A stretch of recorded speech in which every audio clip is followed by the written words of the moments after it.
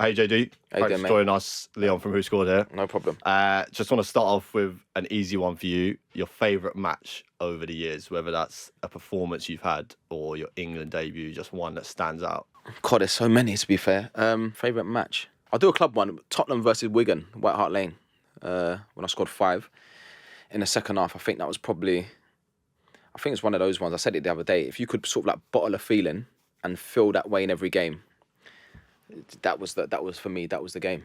And you joined an elite club that day. That's what I mean. But I knew at the time when I was on the 4th goal, I kept looking at the clock, and I thought I need to score 5. No bit opportunity because I knew at the time it was only Andy Cole and Alan Shearer that obviously scored 5 in the Premier League.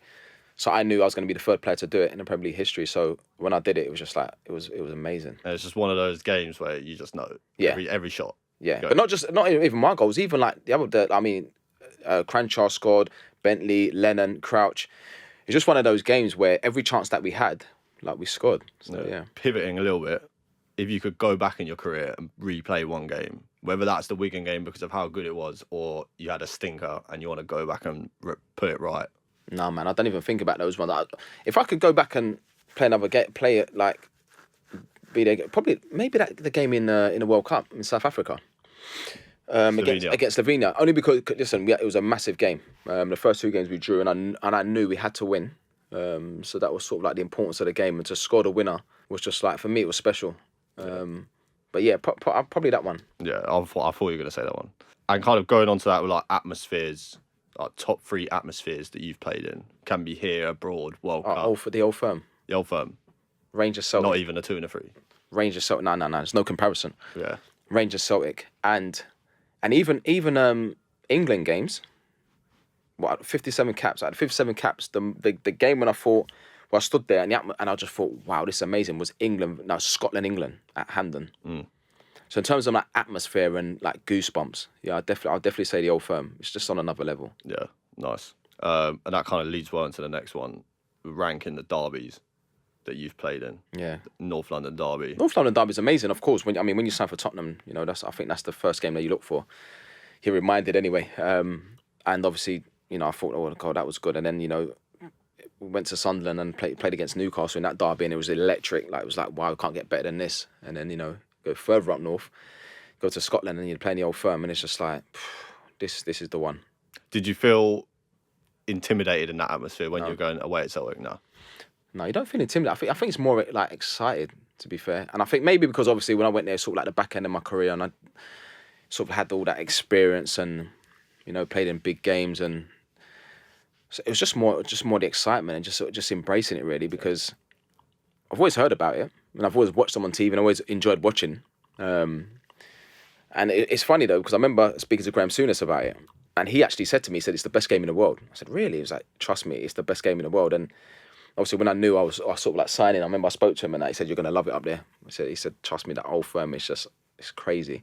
But just so grateful that I had that, that experience as a player. And that's special for you at the end of your career as well. Of course, playing in a game like that. So a lot of times at the end of your career, even when I went to Toronto, obviously different to sort of like the Premier League, and it's almost like you find that fire again. I didn't really want to go somewhere and sort of like take my foot off the gas and sort of like play somewhere where it's just like the result's not important. But up there, you have to win every game. And I thought, and I loved that sort of like the end of my career, because it just sort of like just kept me going. But yeah, that game, the Old Firm is the best one.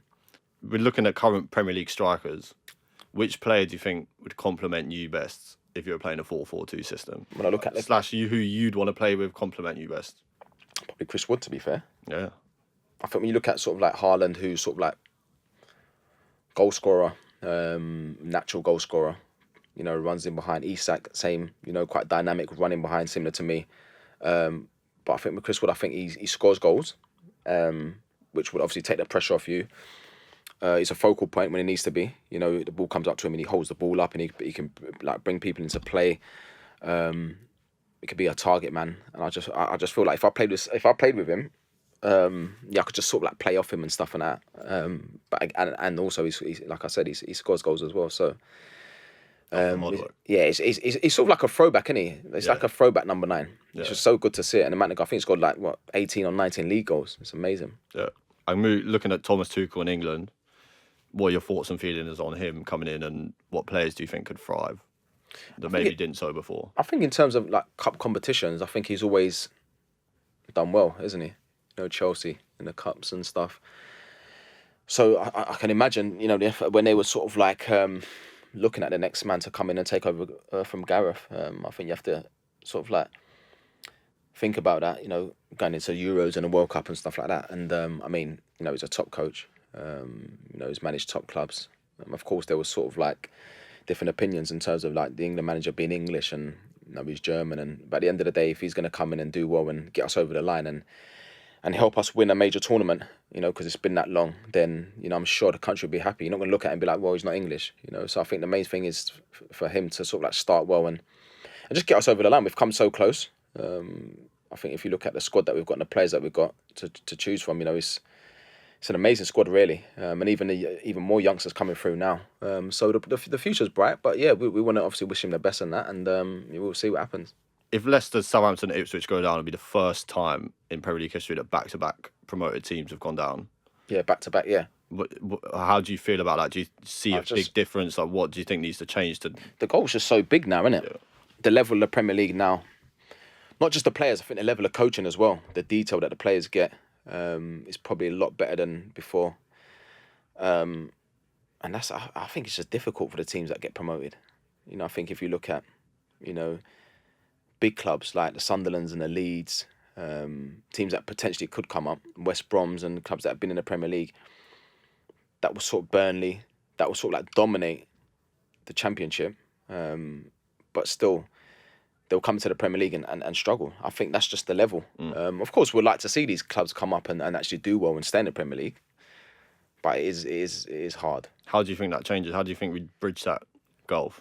I don't know, to be honest. I don't know. I think it's important. These clubs, when they come up, you have to start. If you start well, then I think that helps. But like I said, I mean, there's some. I know Scott Parker, for instance, Burnley. You know, I played with Scotty, top young coach. But you know, we said that about Kieran McKenna. Do you know what I mean? With his sort of like journey, you know, Tottenham in the academy and obviously Man United, and obviously Ipswich and what he's done. And at one point, you know, was linked with I think Chelsea. So he's well respected in the game. But even so, like it's still difficult. You have to start well. Yeah. But yeah, I mean, we'll see. They probably look like one of the. I think this year is tough, but Burnley look like they kind of got a team that can stay up, especially if they keep Marcus Edwards. I think so. I think the problem is with these teams. I think if these coaches can understand that when you come into the Premier League, you can't necessarily play the same way. Because I think if you look at the likes of Burnley under Vincent Kompany, it's almost like they played exactly the same way as they played in the Championship. And I do feel like you probably have to tweak it a little bit because in a Premier League, I mean, it's a different animal. You sort of like you make mistakes, you get punished. Yeah. Whereas in the Championship, maybe you get away with it in certain games. So Russell Martin, Southampton, the same. You know, he an amazing coach. I remember I went down there, I spent a day with him, and sort of like, you know, just to see how he coached, and it was special to see it. To be fair, but even with him, really, you know, didn't really want to change, did he? You know, sort of like played the same way, got punished in most games. So maybe these coaches have to understand that, you know, the Premier League, I think they know, but maybe going against their principles a little bit and maybe adapt a little bit, then give them a chance to stay up. What club were interested in signing you that you kind of wish you went back and played for? Maybe one in England and one abroad. United and Liverpool. I was linked with a few times. United a lot when I was younger at West Ham. Liverpool when I was at Tottenham. Juventus. Yeah. I got a phone call before I went back to Tottenham in 2000, I think it's 8. Went back to Tottenham from Portsmouth. I remember agent phoned me. An agent, he wasn't even my agent at the time, and said to me, obviously, Juve interested. You know, if this Tottenham one don't get over the line, then would you want to come to Juventus and that? And he said, yeah. I think those 3 clubs I've just mentioned, obviously giant clubs, aren't they? Yeah. So yeah. Del Piero up top. Oh, imagine. Oh my God, you talk about forwards that you would love to play with. Yeah. But like, and actually he played in Soccer Aid. Yeah. Last year and that, and it was just like, as a young centre forward growing up watching players like that, iconic figure. Yeah. So. They had Trezeguet then as well. Legend, Trezeguet. Wow. Defoe, Trezeguet, Del Piero front 3. Oh my God. It's cold. Champions League. It's cold. But you went back to Tottenham. Yeah.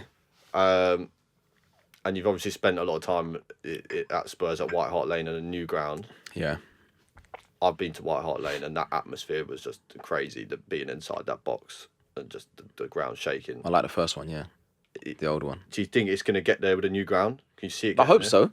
I mean, the new ground's amazing, isn't it? Yeah. Obviously, football has to move on. Like new stadiums, the way it's built is different. Of course, I think the old White Hart Lane was obviously the fans were closer to the pitch, and like you said, a box, and just to be in that sort of arena and that hostile crowd, you know, it was difficult for teams to come and play against us. But I'd like to think that the new one, of course, would sort of like get that same atmosphere, because if it does, you know, for the home team, it's the best. And like I said, for the away team, it's difficult. It's a difficult environment. If you can create that environment where teams are under pressure, not just from the team but the fans as well, sort of like you definitely get the advantage then. I think you see it quite a lot with these new grounds that are more of a bowl shape compared to like your Loftus Roads. Yeah, but even like Anfield, you know, you talk about Anfield, you talk about places to go and feel suffocated. Yeah. Anfield's like the worst place. Do you get what I'm saying? And that, so and obviously White Hart Lane was similar, the way it was and that, and then like the atmosphere, and then when you're sort of like up against it for the away team, it's tough, man. And for me, I always felt it was, you know, that game was always hard at Anfield and that, but. I mean, obviously the stadiums are different now, but if you can sort of like try and get the atmosphere, then it's, of course, for the home team, it is amazing, yeah.